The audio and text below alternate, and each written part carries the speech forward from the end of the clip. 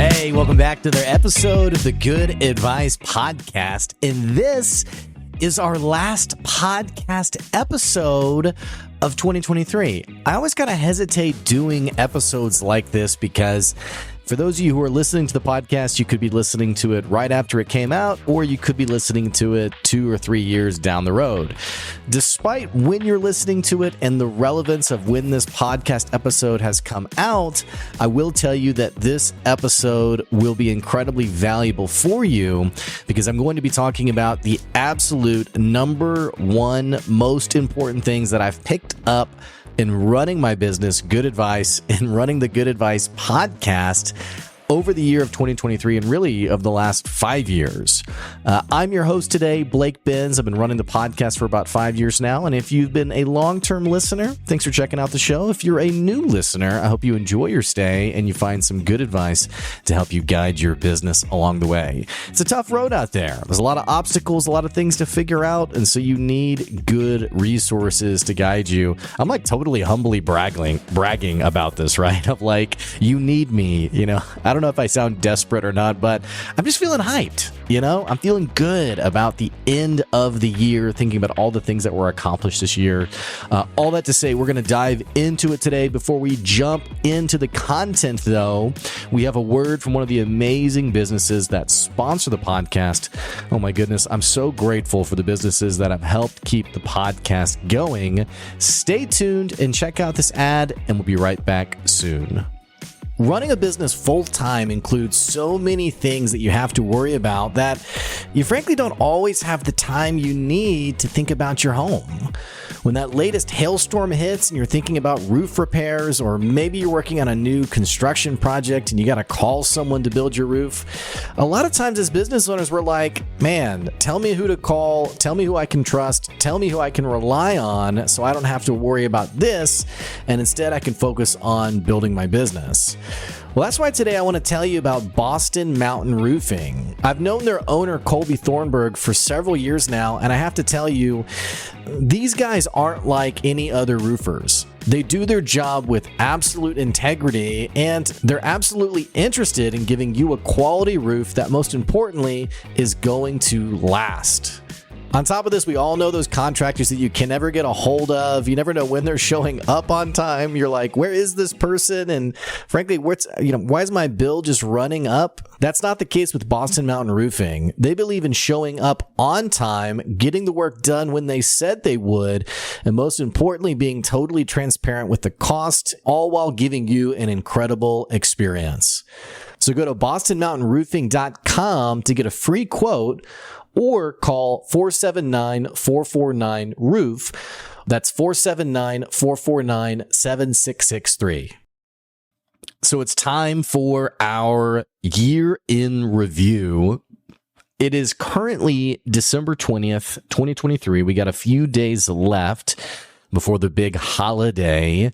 I don't know how you guys typically do your shopping. For me, I typically have like these really grandiose ideas and, getting all my flaws out there in the open. I am I don't want to say I'm a procrastinator, but I am, and I also don't want to say I'm easily distracted.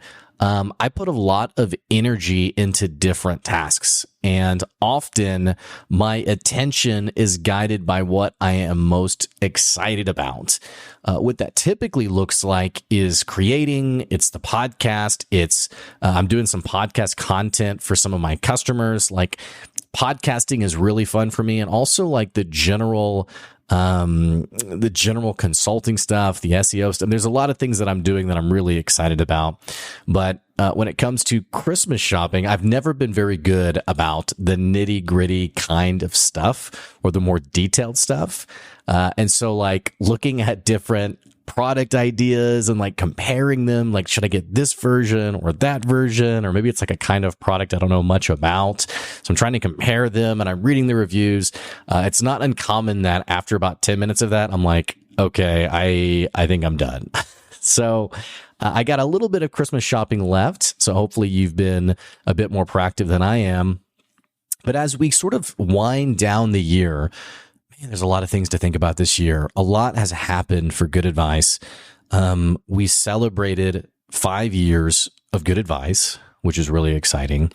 We also celebrated the 2 most profitable months of good advice in the 5 years of the podcast, which I think that's an insight in and of itself. It's not the main content of this episode, but I would say that, you should always be careful when people tell you what is true about business or true about, and naturally here I am running a podcast telling you all, saying like, hey, do this, do that.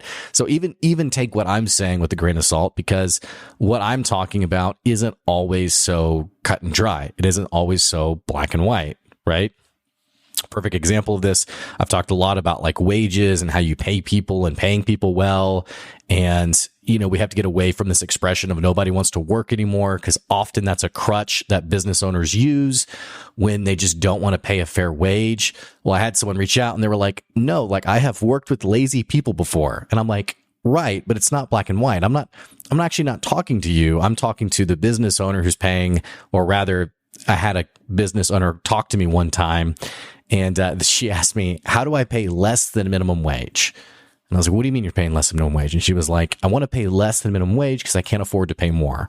That's the business owner I'm talking to when I say nobody wants to work anymore. I'm talking to that person, right? So there's a bit of nuance that goes into like knowing how to run a business. And over the years, I've gotten a lot of different perspectives and pieces of advice. And you yourself, probably in running your business, you've probably had a number of different opinions and perspectives that have been given to you. I think it is a valuable skill to know what is good advice and what is well-intentioned advice, which may not be good advice, if that makes sense. You will have people who care for you and love you, and they want what's best for you, and they will give you advice sincerely. It's well-intentioned, but it's not good advice for your business, if that makes sense.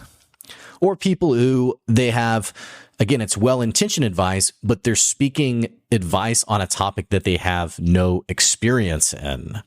So this is something that I think is honestly a bit, it sounds kind of obvious that people wouldn't fall into this trap, but I think it's actually much more common than we realize, because social media has convinced us to always have a take on something, to always share that take, to be well-informed and educated, and here's what's really happening. I think social media is one of the leading platforms of fake, disingenuous insight, meaning things that we think we're being insightful about that we really aren't that insightful of.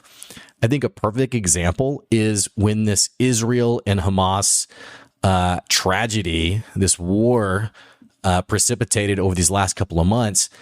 I was amazed by how many people I was seeing on LinkedIn and TikTok and what have you, giving the history. Here's what's really happening. And it was very interesting.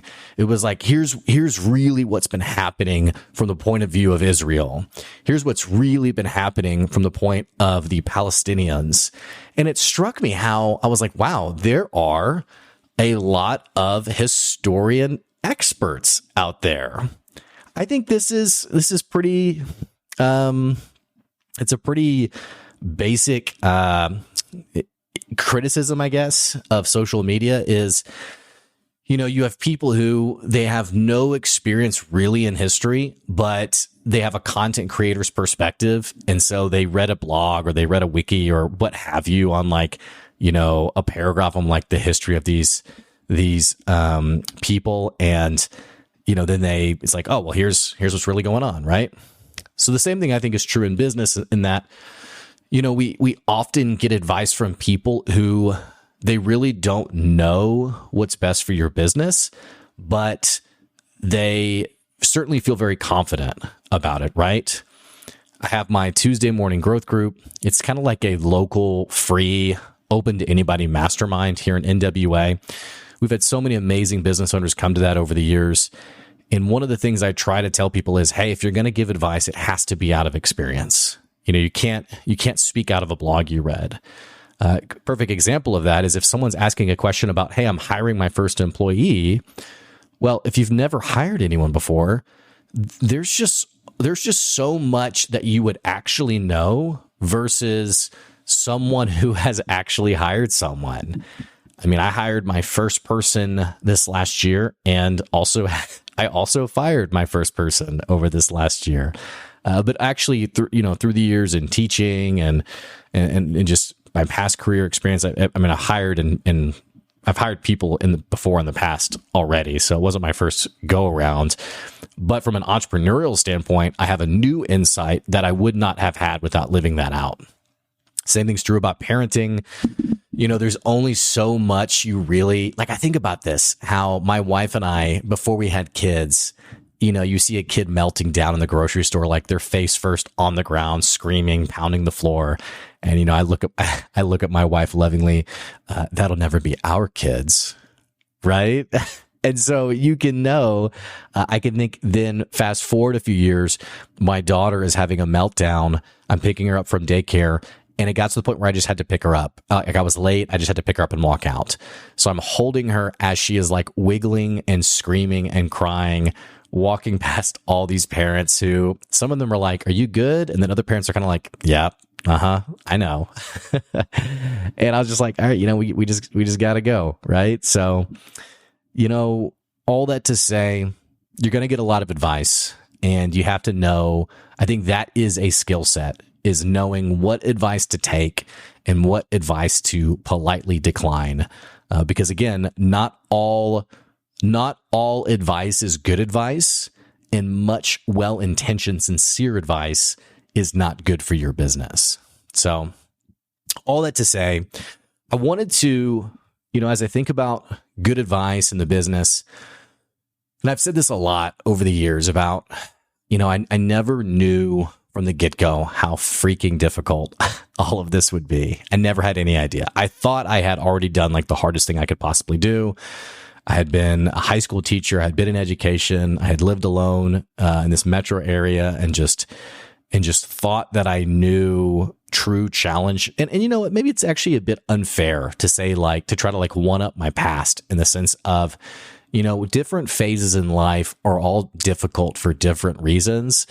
And as we mature and we gain new skill sets, we become better. We develop an aptitude to handling some challenges we go through. So I think about the things I went through as a teacher that seem really not that difficult today, but I have 10 plus more years of experience in the professional world that I didn't have back then. And frankly, I cringe a little bit about my naivety and lack of experience as a 20-something-year-old in Houston, Texas. But I've been thinking a lot about, if I was going to wrap up 2023, if you're somebody who you're thinking about, I want to grow my business meaningfully in 2024. I've been running a business, or maybe you're thinking about, I want to start a business and I want to know, what's the play? What's the answer? What do I need to do? I have some insights for you today. I want to share some things that have been personally meaningful for me this year. And a lot has happened, getting back to my comment on knowing who to listen to. I think it's funny, people who say things like, no one buys in the wintertime, no one buys in December. And yet here I am having the 2 best months I've ever had for my business. Now my standard of living is more expensive today. I mean, the cost of just survival is a lot more than it was 5 years ago. Not to mention I have 2 kids that I didn't have before. But it's just funny. It's funny, people who are so certain and deliberate about the state of the economy. And as I think back to sort of what fed into having those 2 great months, there's a lot that has transpired over the years. And I want to give a couple of things that have really popped into my mind. Good advice has tripled or quadrupled our revenue in the last couple of years. We've seen significant growth, pretty incredible growth, actually, that and I needed to grow, because if I hadn't, I don't think I would have made it. I think I would have been done if I hadn't made it. And that's not even to say there's any surety in the future. It could be that this time next year, it's like, you know what? The business took a turn and it's not working anymore. I don't know. I've just learned that there's no guarantees in business, but I think about things that are true about good advice today, and what's contributed to the significant sales growth we've had, the podcast growth, the new services we now offer. And I think I have two things that really stand out as I think about wrapping up 2023. And hopefully these two things are meaningful for you. The first one is, no one really knows how the market is going to respond to you, and more specifically, what you sell. I had a guy on the podcast early this year, maybe it was late last year, I can't remember. It was late last year. Actually, I think it was fall of last year. Rick West, who runs Field Agent. It's an amazing local company here in Northwest Arkansas. So I had a chance to sit down with Rick. He came on my podcast. I had a chance to interview him. He was an amazing guest. Really great guy. Well, we got to talking about the podcast, and he really changed my perspective because he asked this question. He said, Blake, why haven't you monetized your podcast? Why haven't, you're spending so much time on this. We publish 3 episodes a week, which is kind of funny to me because whenever I talk to people and now I have a service where I'm paid to help people launch or produce their podcasts.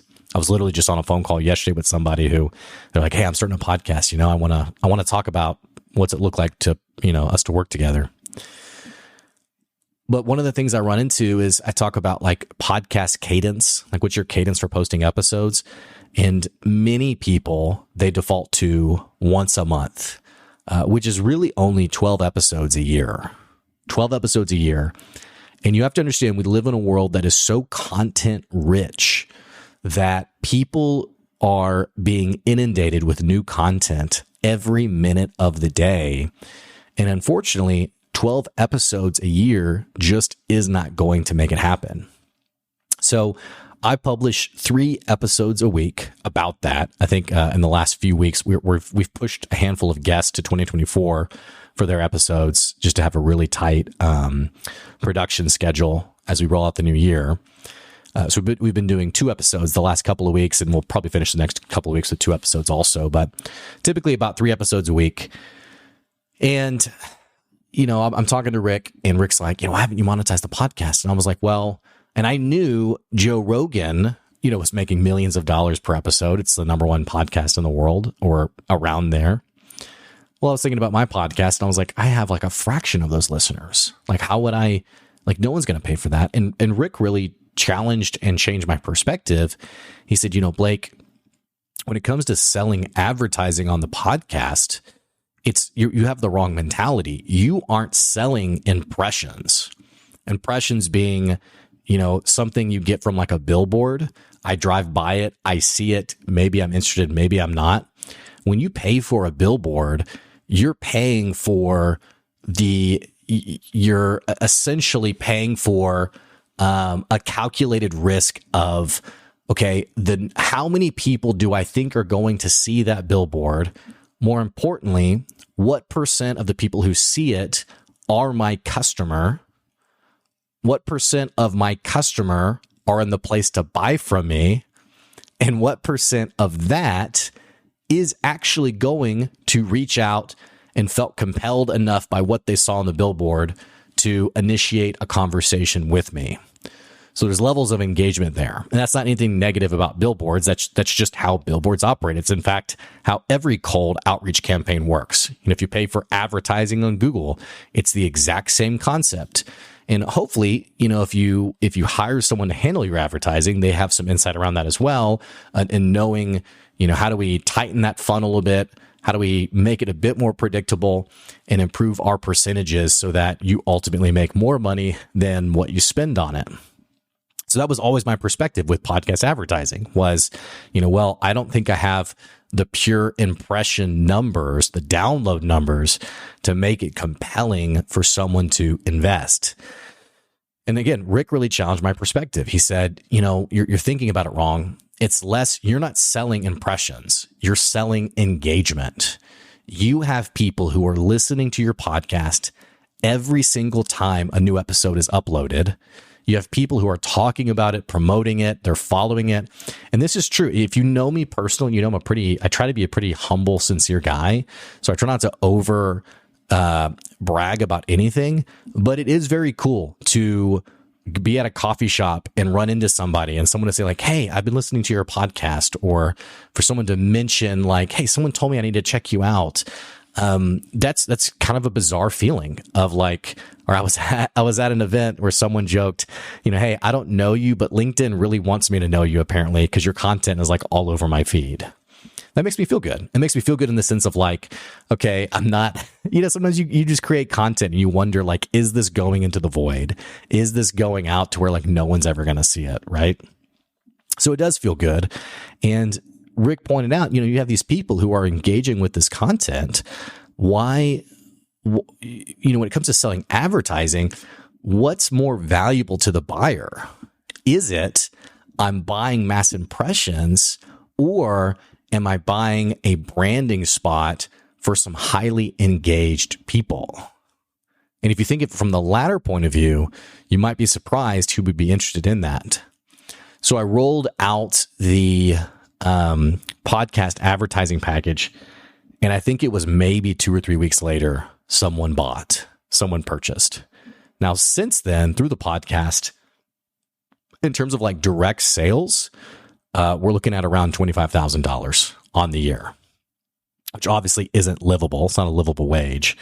But in terms of like stacking that on top of the other offerings and services that I do, that's a pretty nice line of revenue. And more importantly, it makes the channel of the podcast pay for itself.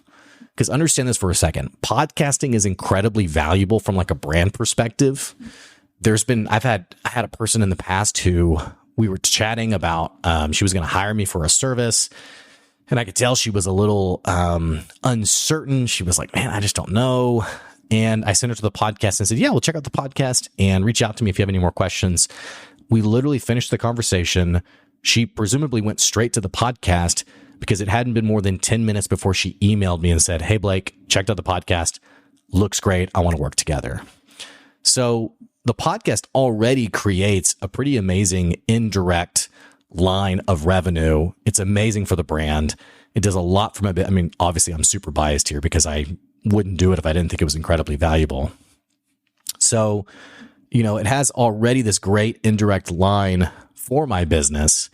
Well, on top of that, it's now also generating revenue for the business directly, which is pretty valuable. And I have some aspirations for that down the line.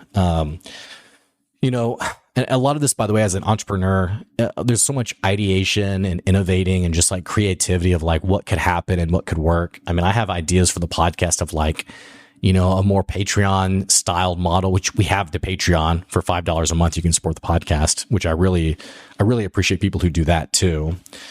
But I even think about, a mastermind that's tied through the podcast. And if you pay for this tier, you get,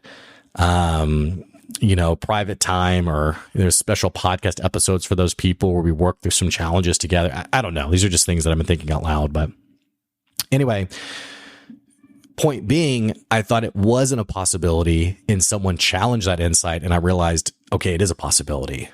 So I think that's my first insight for 2023 is you never quite know how the market will respond until you actually try it and do it.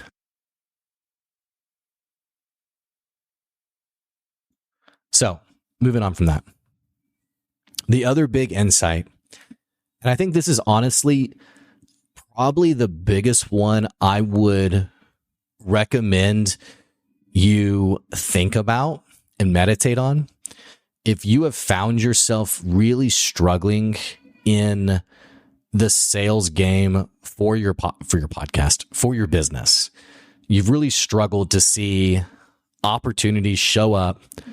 It's tough to close the sale. The revenue's not consistent. I would say this is likely the number one thing you need to think about. And it's honestly what has been pretty meaningful for my business over the last year.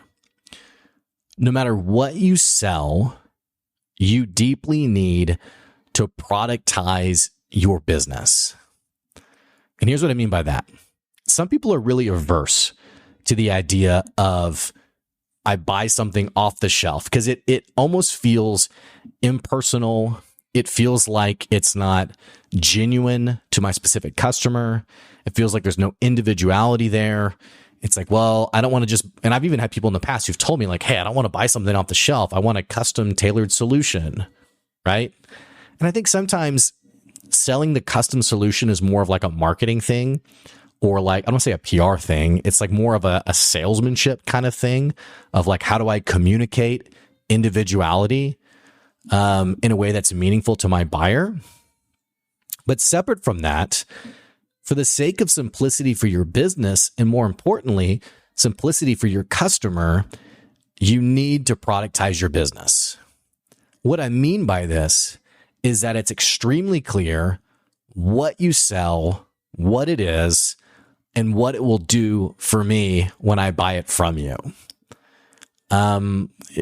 Sometimes in business, we really feel like, and I think this is the rub, is that we honestly really feel like what we do is so obvious to people because we're living it. We live it. We're doing it daily. We are, we spend every waking hour optimizing and innovating our business, that we think that like, how could people not understand this? Until you start to get into conversation with customers and you start to explain what you do and what you sell. And then you end it, I feel like I always end it with, does that make sense? And I can immediately know, did it make sense or not? I can know when the person says, yeah, I think that makes sense, that it doesn't make sense. Or it makes sense on like a high level point of view. But when it comes to, like, I think the perfect example is like George Costanza, import export, Art Vandelay. He's like, yeah, import export. That's what I do. I mean, I know what importing and what exporting mean as terms, but that was the joke about George Costanza, was that it was this vague yet seemingly premium thing that he did, that he was telling people in order to sort of elevate his status. In the same way, a lot of times in business, we really love to make ourselves seem credible. If someone's going to spend money on us, we don't want them to think that they're wasting their money or that we have no clue what we're doing, even though many of us really don't have any clue what we're doing. If you feel that way, by the way, that's normal. If you feel like an imposter, it's normal. But more importantly, you have to make sure you've made it crystal clear on what you do and what you sell. And I realized something that, it's funny how like as you start to work out these concepts and then you start to learn from other people, like the language that you've lacked, like you've known something to be true, but you didn't know how to explain it. Todd Capone came on the podcast, incredible sales guy. His episode will go live in 2024. He is probably my newest favorite salesperson in terms of like influencer that I've really loved following. He's my new favorite. I really enjoy his content. It just seems like a genuine great guy. Well, something he was sharing to me on the show was, he said, Blake, people don't buy on knowledge, which I think some of us kind of know this already, but a lot of times when we talk about what makes a great salesperson, we talk about, hey, don't be pushy and don't like try to force it, but instead educate and inform. Well, a lot of people actually already know quite a bit about what they want before they actually click that buy button. Now, I'm not talking about people who they know their problem, but they don't know what a solution is. I'm talking about the person who comes to you for, let's talk about SEO, for example, or let's stick with the podcast theme. Someone comes to you and says like, hey, I want to buy your help in starting a podcast. Well, do they know what a podcast is? Yes. Do they have probably a general idea of what it would look like to create a podcast? Probably. Have they even already looked at some competitors or options online? Probably. In fact, I would be willing to bet there's probably some kind of AI tool that's been created in the last 6 months that's like, hey, just upload your audio and we'll create a podcast for you. We'll even distribute it, all these kind of things. Like I would be surprised if there's not something like that already. Well, what Todd shared is that people aren't really buying according to wanting to gain insight. What they're actually looking for is predictability. And I realize this is something I've really believed to be true, but never really had the time to think about and apply for my own business. You know, when you buy something, what do you typically do? When you get on Amazon and you buy something online, you typically go to the reviews. What are people saying about this product? Why do we do that? Because we know that the fuzzy is not the right word, the glamour and shine on the page, we know that those are marketing terms. We know that, you know, there's possibly a twinge of mistruth on that page, or that it's been presented a certain way. And so we want to make sure that this really is what it says it is, that it will actually do what it says it will do. Well, when you read the results and you read the reviews and everybody's saying, oh, it's great, I love it, what have you, what you feel is assurance that this will do what it says it will. You feel assurance, and more importantly, you feel an assured predictability that if I spend my money here, it will give me the result that I want. In the same way, I think this is one of the biggest problems that's hurting the coaching industry, my industry in general, is a lack of defined outcomes, a lack of specific results, a lack of exactly what does this look like? What is this? And the more specific you can get and the clearer you can get about your business, the more predictable your buyer will feel when it comes to purchasing from you. And that even means sometimes being really clear on what your service won't do. I had a guy who called me from New York City.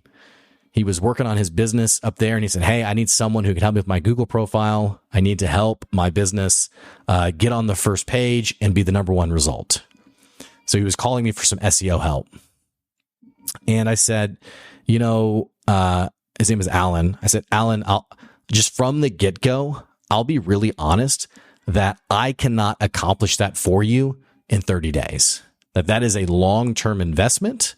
And if that is not something that you have the budget to invest in, and it's going to cost about this much, then I'm not the right fit for you. Now, sometimes we're so cash hungry, and cash hungry makes us sound greedy. Our cash flow is so desperate that we feel pressured or stressed to take on those customers who really aren't a good fit for us. You know, those are people who end up potentially being bad customers, not bad as in like annoying or difficult, but customers we just weren't well aligned with from the get-go. But I've always tried, even when things have felt tight, I have always tried to be open and honest and direct about the predictability of my services. So someone says, hey, I want to be number one on the search results. You know, I probably can't get that for you. Or someone was actually buying podcast advertising and they said, hey, you know, here's what we're looking to invest, and we're looking to make this much in revenue from your podcast.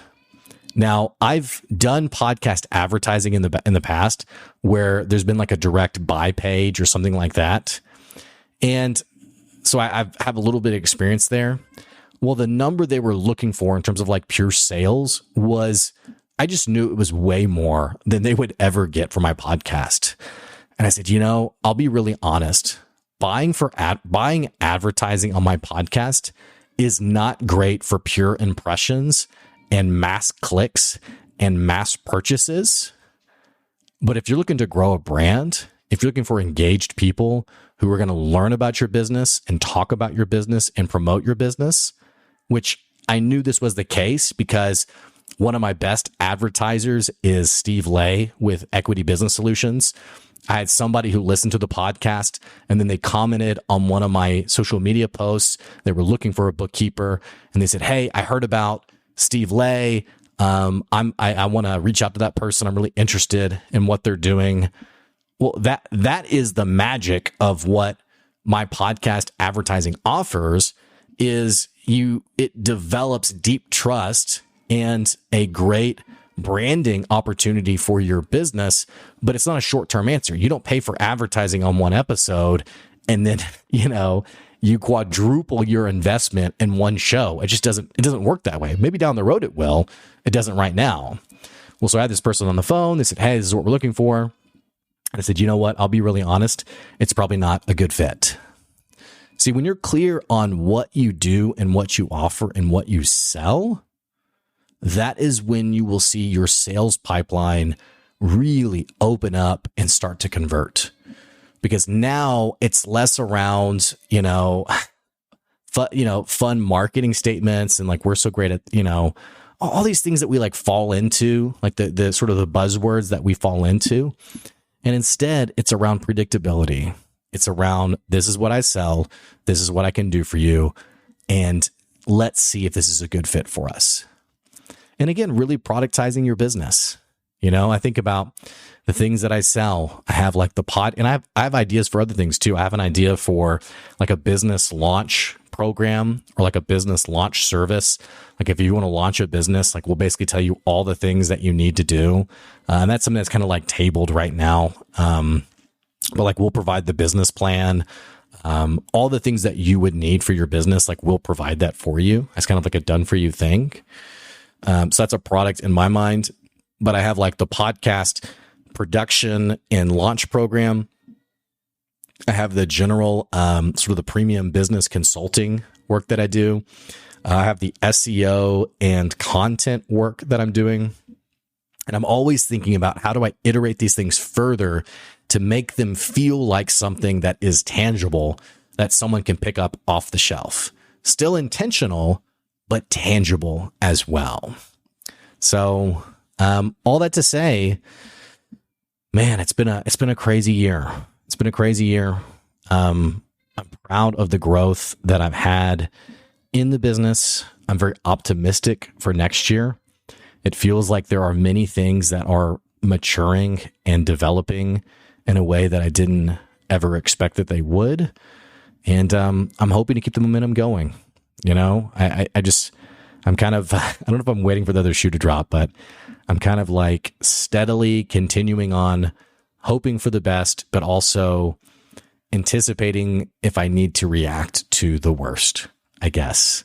And it's funny, there's a lot that I had to change too of this last year. I had a $20,000 gig that I ultimately walked away from, because it just was not a good fit. And maybe down the road, I'll talk more about that. But I think at the time I would have thought I was crazy, but it really felt right. So it's kind of wild to think about the things that have happened over the last year.